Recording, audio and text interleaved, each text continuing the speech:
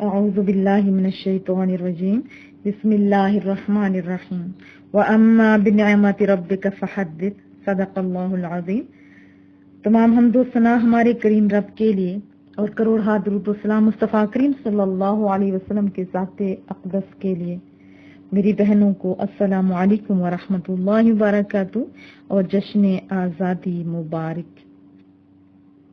जो आयत मुबारक मैंने पढ़ी इसमें रब की नेमतों का तज़किरा है कि इसका खूब चर्चा करो। तो हमारे ऊपर अल्लाह के इतने ज्यादा एहसान हैं कि गिनने पे आए तो हम गिन नहीं सकते। इतने एहसान अजीम हैं हमारे ऊपर। और सबसे बड़ा एहसान कि हमें अल्लाह ने ला इलाहा इल्लल्लाह मुहम्मद रसूलुल्लाह पढ़ने वाला यानी मुसलमान बनाया। और अल्लाह ने अपना प्यारा नबी हमारे अंदर भेजे रसूलुल्लाह सल्लल्लाहु अलैहि वसल्लम, वो नबी मोहतरम जिनका उम्मती होने के लिए अंबिया ने दुआएं मांगी।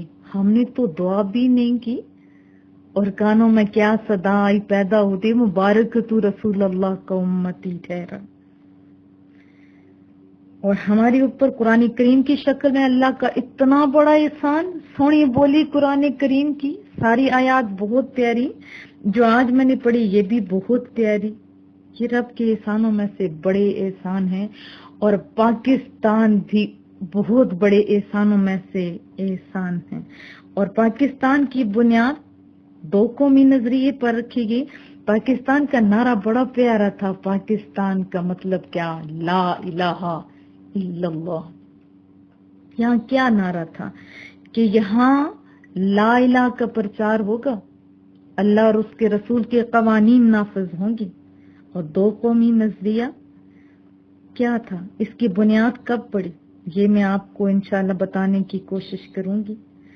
आपको पता है कि दुनिया की दो वाहिद रियासतें थी जो बगैर जंग के बनी और दोनों की बुनियाद दो कौमी नजरिया थी, एक मदीना तैयबा और दूसरा पाकिस्तान। और पाकिस्तान की धरती हमसे तकाजे भी बहुत करती है, वो भी मैं इंशाअल्लाह बताने की कोशिश करूंगी। पहले तो मैं आपको ये बताऊं कि दो कौमी नजरिए की बुनियाद कैसे पड़ी। दो कौमी की नजरिए की बुनियाद उस टाइम पड़ी थी जब मुस्तफा करीम सल्लल्लाहु अलैहि वसल्लम को अल्लाह ने हुक्म दिया कि अपनी नबूवत का इकरार कीजिए, इजहार कर दीजिए, लोगों को बता दीजिए, अपने नबी होने का इजहार कर दीजिए। वैसे तो रसूल अल्लाह सल्लल्लाहु अलैहि वसल्लम से पूछा गया कि या रसूल अल्लाह आप कब से नबी है? मुस्तफा करीम सल्लल्लाहु अलैहि वसल्लम ने फरमाया उस टाइम भी नबी था जब हजरत आदम मट्टी और पानी के दरमियान थे, यानी अभी उनका पुतला भी तैयार नहीं हुआ था, मैं उस टाइम भी नबी था। लेकिन 40 साल हुक्म नहीं था नबूवत के इजहार का, लेकिन लोगों के अंदर रहने का हुक्म था, लोगों के अंदर रहे, लोगों को ताकि पहचान हो। और ये चीज हमसे भी तकाजा करती है कि जब आप लोग कुछ दीन का काम करते हो तो अपने आप को भी रोल मॉडल बनाओ। 40 साल लोगों के अंदर रहे और लोगों ने आपको सादिक और आमीन का लक़ब दिया था। हाँ जी, दो कौमी नजरिए के लिए जब अल्लाह ने कहा कि जा मेरे नबी अब इजहार कर दे अपनी नबूवत का, तो आप पहाड़ी के ऊपर चढ़ गए और लोगों को बुलाया। लोग इकट्ठे हुए और लोगों को कहा कि लोगों, अगर मैं आपको कहूँ, वो उनमें रिश्तेदार भी थे, गैर रिश्तेदार भी थे, बिरादरी के लोग भी थे, सारे लोग थे। कहा कि अगर मैं कहूँ इस पहाड़ के पीछे से एक बहुत बड़ा गिरोह या लश्कर आ रहा है जो आपको तबाह करके रख देगा, क्या आप मेरी बात मान जाओगे? तो उन्होंने कहा हाँ हम मान जाएंगे, क्योंकि आप सादिक हैं, क्योंकि आप अमीन हैं। तो फिर क्या रसूलुल्लाह सल्लल्लाहु अलैहि वसल्लम ने फरमाया कि क़ूलू ला इलाहा इल्लल्लाह, औ ला इलाहा की तरफ हो। आज मैं अल्लाह की वहदानियत का ऐलान करता हूँ। तो लोगों ने, जिन्होंने ला इलाहा पढ़ा वो एक अलग कौम हो गए और जिन्होंने ला इलाहा नहीं पढ़ा वो अलग कौम हो गए। तो यहाँ से दो कौमी नजरिए की बुनियाद पड़ी। हजरत इल्लामा इकबाल के सामने जब लोगों ने, कुछ ऐसे उलमा भी कांग्रेसी उलमा थे जो गांधी के उलमा खरीदे हुए थे, उन्होंने एक नारा लगाया था कि ये जो सब कुछ है वतन, ये सारी चीजें ये क्या है? वतन जो है وہ قوموں کی وجہ سے بنتا ہے، اور پتہ نہیں کیا انہوں نے لمبے لمبے نعرے لگائے. تو علامہ اقبال نے اتنی خوبصورت وضاحت کی کہ ہم لوگ تو سمجھے تھے کہ تم لوگ احادیث طیبہ پڑھنے والے لوگ ہو، قرآن کریم جاننے والے لوگ ہو، لیکن یہ سچ نہیں. اگر آپ نے پڑھا ہوتا تو قوموں کی وجہ سے نہیں وطن بنتے. آپ نے اگر میرے نبی کی حیات کو پڑھا ہوتا تو یہ بول تم نہ بولتے. جب میرے نبی نے پیچھے بولا تھا کہ قولوا لا الہ الا اللہ، تو کیا ان کے وہ لوگ جو سگے رشتہ دار تھے وہ الگ قوم نہیں ہو گئے تھے؟ قوم میں شامل کون ہوا تھا جنہوں نے لا الہ پڑھا تھا؟ اور مسلمان کا یہ نظریہ ہے کہ جو لا الہ پڑھتا ہے وہ بھلے کسی بھی جگہ کا ہو، وہ ہمارا ہے. جو لا الہ نہیں پڑھتا وہ ہمارا نہیں ہے. علامہ اقبال کے ساتھ مجھے قائد اعظم رحمت اللہ علیہ کی بھی ایک بات مجھے یاد آئی، آپ کو سنا دوں کہ کچھ جو خریدے ہوئے علماء تھے انہوں نے ایک فتنے باز جو لوگ تھے انہوں نے قائد اعظم کا اصلی نام محمد علی جناح تھا، تو لوگوں نے ان پر شیعہ ہونے کا کہا کہ یہ تو شیعہ ہیں، یہ تو فلانے ہیں، تو یہ تو ایسے ہیں، اور پتہ نہیں کیا کا. بہت ہی فتنے زیادہ ہو گئے. تو انہوں نے مسکرا کے جواب دیا، ہماری طرح غصے میں نہیں آ گئی تھی. انہوں نے کہا کہ میں تو چلو ایسا ہوں تو گاندھی تو سنی ہے جو تم اس کو ووٹ دے دو، لیکن ہمارے سامنے بڑے خوبصورت رول ماڈل قائد اعظم رحمت اللہ علیہ جب ایک دفعہ وہ درس دے رہے تھے، تقریر کر رہے تھے، وہاں پہ بڑے بڑے رائٹر بھی موجود تھے جو مسلمان بھی تھے اور ہندو بھی تھے. ان میں سے ایک جوشیلا ہندو اٹھا، انہوں نے درمیان سے روک دیا. جب خطاب فرما رہے تھے حضرت قائد اعظم رحمۃ اللہ علیہ، روک دیا، اور اس نے بڑی ہی جذباتی تقریر کی کہ تم لوگوں نے یہ کیا، پھوٹ ڈال دی، ہم تو صدیوں سے اکٹھے رہتے تھے، ہم ایک ہی ہیں، وغیرہ وغیرہ. تو قائد اعظم نے کچھ نہیں بولا، سننے دیا. سارا جب سن چکے تو کہا کہ گلاس پانی کا چاہیے. جب گلاس پانی کا لایا گیا کہا کہ اب، اور تھوڑا سا خود پیا، پہلے خود پیا، اور پھر کہا کہ جو جذباتی تقریر کر رہا تھا وہ اخبار کا رائٹر تھا، اسے پیش کیا کہ تم بڑے جذباتی ہو گئے، غصے میں ہو گئے، پانی پی لو تھوڑے ٹھنڈے ہو جاؤ گے. تو اس نے غصے سے کہا کہ میں ایک مسلے کا پانی جھوٹا پی سکتا ہوں؟ تو تب بھی قائد اعظم کو غصہ نہیں آیا. دور سے بیٹھا ہوا کوئی یمن کا نوجوان تھا، اس کو بلایا، کوئی جان نہیں پہچانی، خالی ٹوپی تھی کہ ساتھ یہ مسلمان ہے، بھلیا مسلمانوں جیسا. تو اس کو بلایا کہ او پانی پی لو. تو اس نے گھٹا گھٹ پانی پی لیا. تو پھر قائد اعظم نے مسکرا کر اس کی طرف دیکھ کر فرمایا کہ تم میرے ہو یا یہ میرا ہے. جو جھوٹا نہ پانی پی سکے اس کے ساتھ زندگی کیسے گزاری جا سکتی ہے؟ اور جو میرا دور کا بیٹھا ہوا جس نے یہ کیا کہ میں اس کے ساتھ رہنا پسند کروں گا یا تمہارے ساتھ. بہرحال یہ دو قومی نظریے کی بنیاد اب نہیں، یہ 1400 سال پہلے ہمارے مصطفیٰ کریم صلی اللہ علیہ وسلم نے رکھ دی ہوئی تھی. اور پاکستان میں یہ فیضان نبی بھی شامل ہے، فیضان نبی بھی شامل ہے. مصطفیٰ کریم صلی اللہ علیہ وسلم کا بھی ہمارے اوپر بڑا احسان ہے.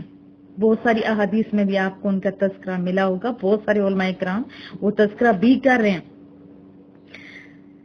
ایک دن حضرت قائد اعظم رحمت اللہ علیہ جب یہاں سے سارا کچھ چھوڑ کے چلے گئے ہوئے تھے لندن میں، لوگوں کے حالات سے اکتا گئے ہوئے تھے کیونکہ لوگ ماننے کا نام نہیں لے رہے تھے، لندن میں چلے گئے. تو قائد اعظم رحمت اللہ علیہ فرماتے ہیں، یہ عرفان صدیقی صاحب نے بھی اپنے کالم میں لکھا، مفتی ممتاز نے بھی اپنے کالم میں یہ بات لکھی ہے.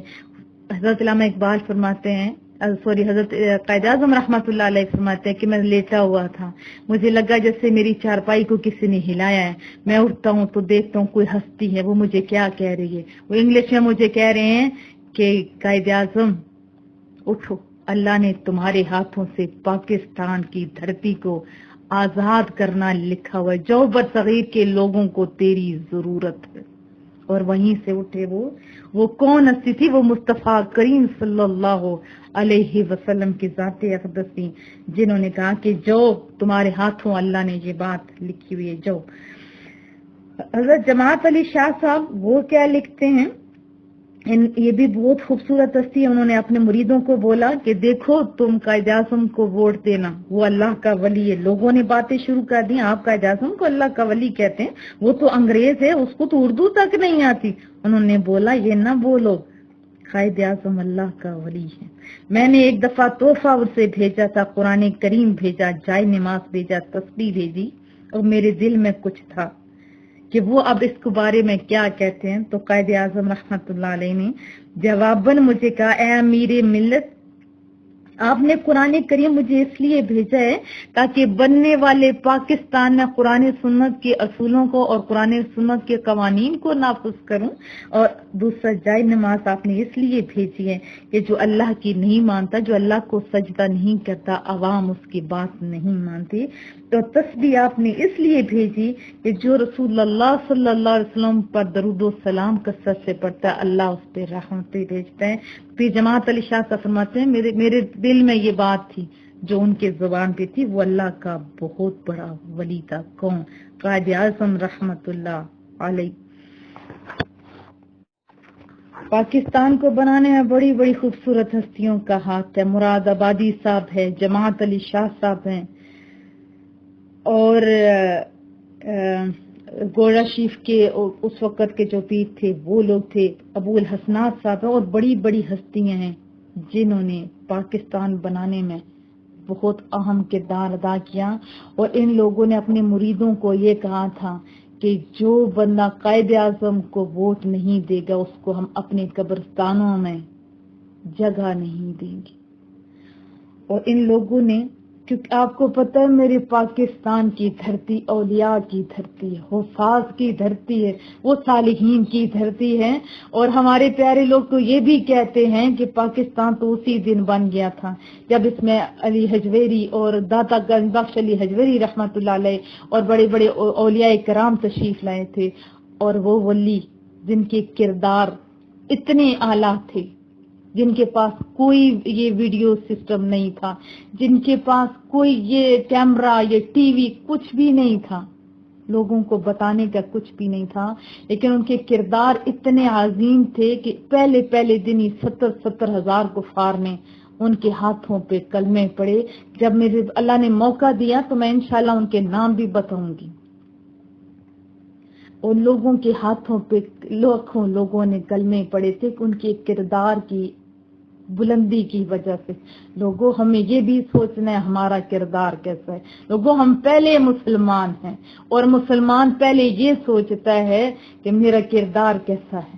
اگر کردار اچھا ہے تو دوسرے دوڑے کھچے چلے آئیں گے، اگر کردار اچھا نہیں تو اپنے بھی دور ہو جاتے ہیں. لوگوں اپنے کردار کو صحیح کرو، اپنی حلیوں کو صحیح کرو. ایک دفعہ امام محمد کا چھوٹا سا واقعہ سنا دوں. ان کا ایک دہریے سے مقابلہ تھا اور ٹائم جب مقرر ہوا، دور سے امام محمد تشریف لا رہے تھے تو دور سے دیکھتے ہی اس نے کلمہ پڑھنا شروع کر دیا. اس کے لوگوں نے بولا یہ کیا تم تو اتنے علم والے تھے اور دور سے دیکھے تم ہار گئے، مقابلہ کیا کرو گے؟ انہوں نے کیا جواب دیا تھا کہ میں کلمہ کیوں نہ پڑھتا. جو چھوٹے محمد کا وہ سونی سی داڑھی، وہ خوبصورت سٹائل چلنے والا، وہ چہرے پہ اوپر وہ نورانی چہرہ، چہرے کی سر کے اوپر ان کی امامہ مبارک کہتے چھوٹے محمد کا حلیہ اتنا پیارا تھا تو بڑے محمد کا حلیہ کیسا ہوگا. آج ہمارے حلیے دیکھو، آج ہمارے کردار دیکھو، یہ بات سوچنے والی ہے. دیکھو پاکستان ہمیں پلیٹ میں رکھ کے کسی نے نہیں دیا. پاکستان کے پیچھے 20 لاکھ بلکہ اس سے بھی زیادہ لوگوں کا خون شامل ہے. اس میں بچوں کا، عورتوں کا، جوانوں کا، بوڑھوں کا خون شامل ہے. وہ خون ہم سے کچھ تقاضا کرتا ہے. وہ خون ہمیں کیا کہتا ہے؟ وہ خون کہتا ہے اس دھرتی کے ساتھ وفا کرو، اس میں لا الہ کو نافذ کرو، اس میں فتنوں کو دور کر دو، اس میں محبتوں کو قریب کر دو. پاکستان نے ہمیں بڑی عزت دی، پاکستان نے ہمیں نام دیا، ہمارا سر فخر سے بلند ہو جاتا ہے. ہمیں پہچان دی پاکستان نے. اور پاکستان میں جتنی آزادی ہے دھرتی کی کسی ملک میں اتنی نہیں ہے. پاکستان کے اندر بھلے مسلمان ہیں بھلے کافر ہیں، ہر کوئی اپنے مذہبی طور پہ ہر لحاظ سے فل آزاد ہے. وہ اپنے سارے کام کر سکتے ہیں. لوگوں کو آزادی کا پوچھنا ہے نا، جو کشمیر سے جا کے پوچھو، جو فلسطین میں جا کے دیکھو، جو برما کے اندر جا کے دیکھو، پوری دھرتی کی جہاں مظالم ہو رہے ہیں وہاں دیکھو، اور جہاں پہ آزاد ہے وہاں بھی ہر کوئی آزاد نہیں. واحد پاکستان کی دھرتی ہے جہاں ہر کوئی آزاد ہے. یہ ہمارا قصور ہے. پاکستان نے ہمیں بہت کچھ دیا، ہم نے تھوڑا اس کو دیا.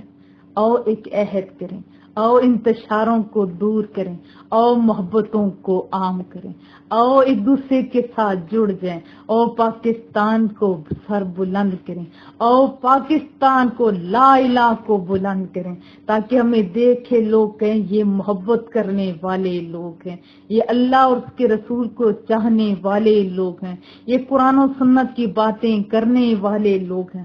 ہمارے حلیے، ہمارے بولیاں، ہماری حرکات، ہماری سکنات، ہمارا رہنا سہنا اسلامی ہو جائے تو تب ہم لوگ ان خونوں کا قرض چکا پائیں گے، ورنہ ان کو کیا جواب دیں گے. ہم سے وہ خون تقاضے کر رہے ہیں جو کو ہم نے قربانیاں دی. وہ بچے چھوٹے چھوٹے، جب ایک ایک گروہ، یہ بھی اب تاریخ پاکستان میں پڑھو تو آپ کا سر شرم سے جھک جائے. جب گروہ ہجرت کر کے آ رہے تھے، بہت سارے گروہ کے الگ الگ نام آپ کو کتابوں میں ملیں گے، اور وہ درختوں کے پیچھے یا جیسے باجرہ جوار یا گندم کا جیسے موسم ہوتا اس کے اندر، فصلوں کے اندر چھپے ہوتے تھے. دور سے ان کے دشمن ہوتے جب دیکھتے تھے وہ سارے چھپ جاتے تھے. ان کے پاس عورتیں اور چھوٹے بچے بھی ہوتے تھے، اور مائیں اپنے ہاتھوں سے ان بچوں کا گلا گھونٹ دیتی تھی کہ مبادا یہ روئیں یا بلکیں یا بھوک سے وجہ سے روئیں اور ان کی وجہ سے اور پکڑا نہ جائے. یہاں تک عورتوں نے قربانیاں دی. عورتوں نے اپنی عصمتوں کو بچانے کے لیے کنویں کے اندر بھی چھلانگیں لگائی ہیں. عورتوں نے پاکستان بنانے میں بڑا اہم کردار ادا کیا ہوا ہے. اپنے نوجوان بھائی دیے ہوئے، سہاگوں کا خون دیا ہوا ہے. اور تاریخ اسلام میں بھی ذرا آپ جان کے دیکھ لیں، قرآن کریم کے اندر بھی دیکھ لیں، عورتوں کا بڑا اہم رول ہے. آج عورت کیوں نیگیٹو ہو گئی؟ آج ایسا کیوں ہو گیا؟ اور لا الہ کو دوبارہ سر بلند کریں تاکہ ہماری کوکوں کے اندر سے بھی اولیاء اللہ پیدا ہوں، تاکہ ہماری کوکوں کے اندر سے بھی صالحین پیدا ہوں، ہماری گودوں کے اندر پرورش پانے والے لوگ. وہ محمد بن قاسم جیسے کہ ایک دھرتی میں ایک عورت آواز دیتی ہے تو وہ دوڑا چلا آتے ہیں. آج کتنی جگہوں پہ عورتیں چیخ رہی ہیں تو ان کی کوئی صدا نہیں سنتا. اس کی وجہ کیا ہوگی؟ ہم لوگوں میں فرق پڑ گیا. میری بچیوں، آج آزادی کا دن ہے. سچ کے آزاد ہو، جو غلام ذہنوں، فتنہ باز ذہنوں سے نکلو. او محبتوں کی طرف چلتے ہیں، او محبتوں کی طرف چلتے ہیں. دوسروں کو گرانے میں نہیں، او اٹھانے میں لگ جاتے ہیں. جب اٹھاؤ گے نا آپ لوگ، رب آپ کو بلندیاں دے گا. او اپنے رب کی طرف چلتے، او اپنے مصطفیٰ کریم کی طرف چلتے ہیں.